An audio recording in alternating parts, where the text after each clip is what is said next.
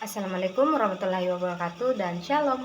Pada video kali ini saya akan mengerjakan tugas kedua dari mata kuliah Digitalisasi Perdagangan dan Keuangan Internasional. Nah, sebelumnya itu perkenalkan, nama saya Desi Datu Tasik dengan NIM 225790008. Nah, soal yang pertama yaitu apa saja tantangan yang dihadapi oleh negara-negara berkembang dalam mengembangkan ekonomi digital. Ada beberapa poin yang akan kita bahas. Poin yang pertama yaitu infrastruktur yang kurang memadai. Yang kedua, kurangnya keterampilan dan pengetahuan. Yang ketiga, kurangnya kepercayaan dan keamanan. Yang keempat, yaitu akses pembiayaan terbatas. Yang kelima yaitu literasi keuangan dan digital rendah. Dan yang terakhir, regulasi dan kebijakan yang belum mendukung. Nah, dari 6 poin ini dapat saya jelaskan satu persatu. Yang pertama yaitu infrastruktur yang kurang memadai. Banyak negara berkembang yang masih kekurangan struktur digital yang memadai seperti akses internet yang terbatas dan konektivitas yang tidak memadai. Hal ini dapat menghambat perkembangan ekonomi digital di negara-negara tersebut. Poin yang kedua yaitu kurangnya keterampilan dan pengetahuan.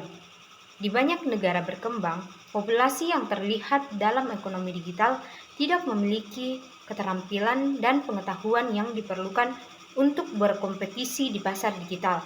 Hal ini dapat menghambat pertumbuhan dan perkembangan ekonomi digital di negara-negara tersebut.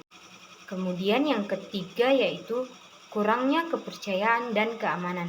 Di beberapa negara berkembang, kurangnya kepercayaan dan keamanan dalam transaksi digital dapat menghambat perkembangan ekonomi digital. Hal ini disebabkan oleh kurangnya regulasi dan perlindungan yang memadai untuk konsumen. Yang keempat yaitu akses pembiayaan terbatas. Perusahaan rintisan atau startup digital dan usaha kecil menengah seringkali kesulitan mendapatkan akses pembiayaan, baik dari bank lokal maupun investor asing, yang membatasi kemampuan mereka untuk tumbuh dan berinovasi dalam ekonomi. Yang kelima yaitu literasi keuangan dan digital rendah. Sebagian besar populasi di negara berkembang mungkin memiliki literasi keuangan dan digital yang rendah, yang menghambat adopsi teknologi finansial atau fintech dan platform digital lainnya. Yang poin yang terakhir yaitu regulasi dan kebijakan yang belum mendukung. Banyak negara berkembang belum memiliki regulasi dan kebijakan yang mendukung perkembangan ekonomi digital, termasuk dalam hal perlindungan data, keamanan siber, dan e-commerce. Kurangnya kerangka hukum yang jelas juga membuat investor enggan untuk berinvestasi di sektor digital. Kemudian soal yang kedua yaitu bagaimana peran pemerintah dalam mendorong pertumbuhan ekonomi digital. Pemerintah memiliki peran kunci dalam mendorong pertumbuhan ekonomi digital melalui beberapa langkah strategis. Yang pertama yaitu perkembangan infrastruktur digital.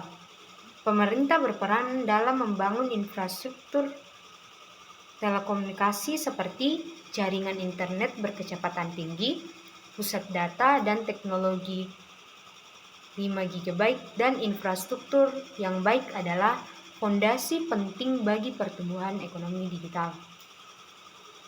Kemudian yang kedua yaitu regulasi dan kebijakan.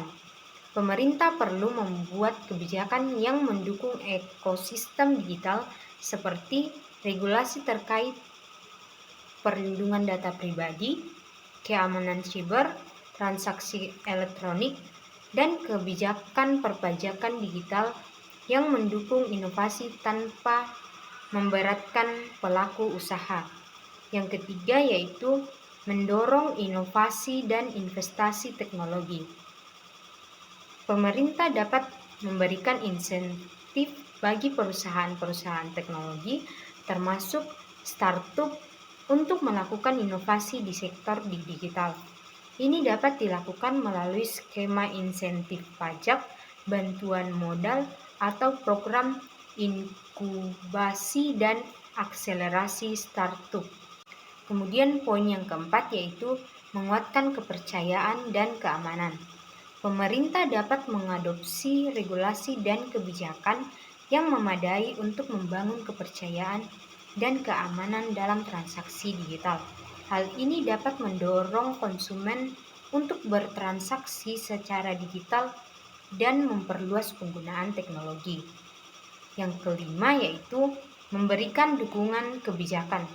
Pemerintah dapat memberikan insentif dan dukungan kebijakan kepada perusahaan dan startup di sektor digital.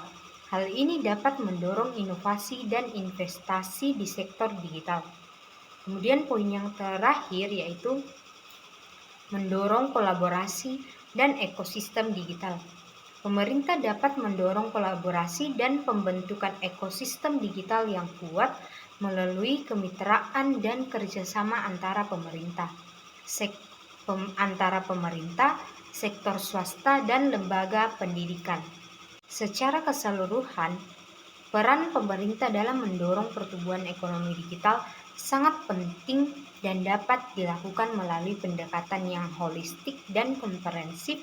Pemerintah perlu memainkan peran aktif dalam membangun infrastruktur digital, meningkatkan keterampilan dan pengetahuan, menguatkan kepercayaan dan keamanan, memberikan dukungan kebijakan, dan mendorong kolaborasi dari ekosistem digital.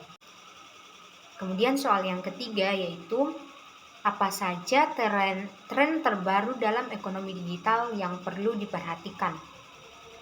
Nah, yang perlu diperhatikan dalam tren terbaru dalam ekonomi digital yang pertama yaitu peningkatan penggunaan teknologi blockchain. Teknologi blockchain semakin populer dalam sektor digital, terutama dalam hal transaksi keuangan dan kontrak pintar.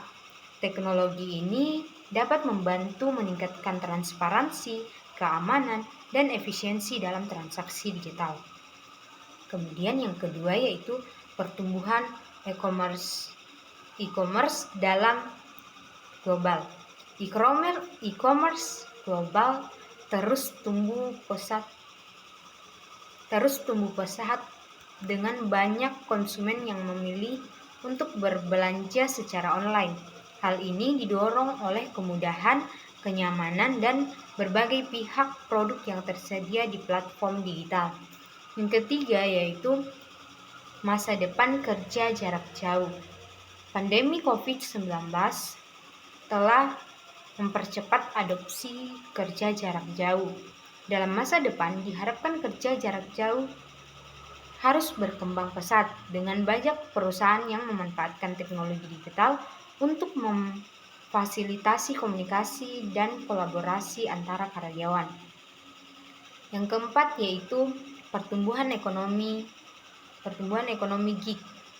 Pertumbuhan ekonomi gig semakin berkembang pesat dengan banyak orang yang memilih untuk bekerja secara paruh waktu atau sebagai pekerja lepas.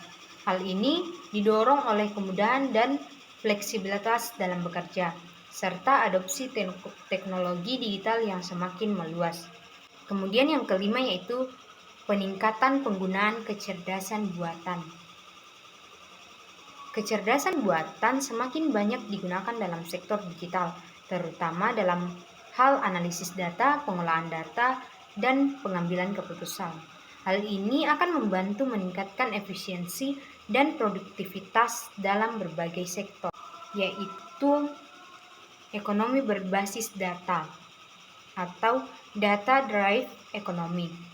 Data menjadi aset paling berharga dalam ekonomi digital. Perusahaan menggunakan analisis data untuk memahami perilaku konsumen, mengoptimalkan operasional, dan membuat keputusan bisnis yang lebih cerdas. Penggunaan big data dan analisis selanjutnya semakin berkembang. Kemudian poin yang selanjutnya yaitu cloud computing dan edge computing. Perusahaan semakin beralih ke cloud computing untuk efisiensi operasional, sementara edge computing menjadi penting dalam memproses data lebih cepat, terutama untuk aplikasi yang membutuhkan respon real-time seperti kendaraan otonom dan Internet of Things. Dan poin yang terakhir yaitu Finance dan DeFi, Decentralized Finance. Layanan keuangan berbasis teknologi terus mengubah industri perbankan dengan kemunculan pembayaran digital, pinjaman online, dan investasi digital. DeFi yang menggunakan teknologi blockchain memungkinkan transaksi keuangan tanpa perantara yang mulai mengubah sistem perbankan konvensional. Nah, itulah penjelasan dari beberapa soal yang diberikan. Mohon maaf jika ada salah kata. Assalamualaikum warahmatullahi wabarakatuh.